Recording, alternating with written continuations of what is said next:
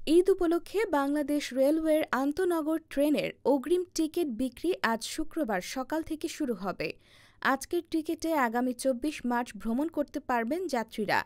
অগ্রিম টিকিটের শতভাগই বিক্রি হবে অনলাইনে। টানা ৭ দিন চলবে আগাম টিকিট বিক্রির কার্যক্রম।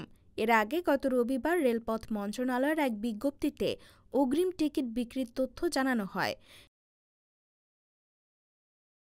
এতে জানানো হয়, যারা ১৪ মার্চ টিকিট কিনবেন তারা ২৪ মার্চ ভ্রমণ করতে পারবেন। এছাড়া ২৫ মার্চের টিকিট ১৫ মার্চ, ২৬ মার্চের টিকিট ১৬ মার্চ, ২৭ মার্চের টিকিট ১৭ মার্চ, ২৮ মার্চের টিকিট ১৮ মার্চ, ২৯ মার্চের টিকিট ১৯ মার্চ, ৩০ মার্চের টিকিট ২০ মার্চ পাওয়া যাবে। এদিকে সকাল ৮টা থেকে রেলওয়ের পশ্চিমাঞ্চলের আন্তনগর ট্রেনের টিকিট ক্রয় করতে পারছেন যাত্রীরা। অন্যদিকে দুপুর ২টায় বিক্রি শুরু হবে পূর্বাঞ্চলের আন্তনগর ট্রেনগুলোর টিকিট।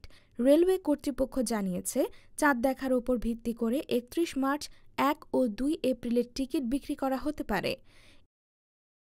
এছাড়া যাত্রী সাধারণের অনুরোধে ২৫% স্ট্যান্ডিং টিকিট যাত্রা শুরুর আগে প্রারম্ভিক স্টেশন থেকে পাওয়া যাবে। ঈদ যাত্রার অগ্রিম টিকিট একজন যাত্রী সর্বোচ্চ একবার কিনতে পারবেন এবং এক্ষেত্রে ৪টি আসন সংগ্রহ করতে পারবেন। কোনো টিকিট রিফান্ড করা যাবে না।